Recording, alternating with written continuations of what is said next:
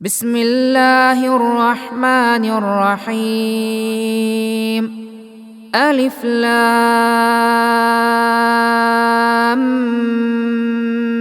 ميم.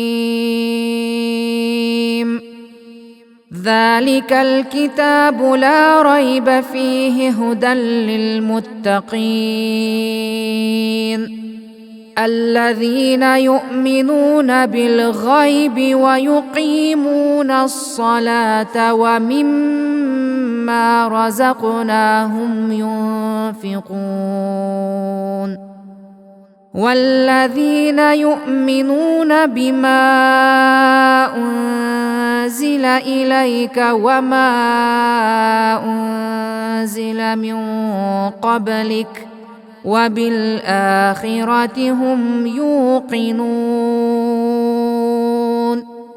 أولئك على هدى من ربهم وأولئك هم المفلحون.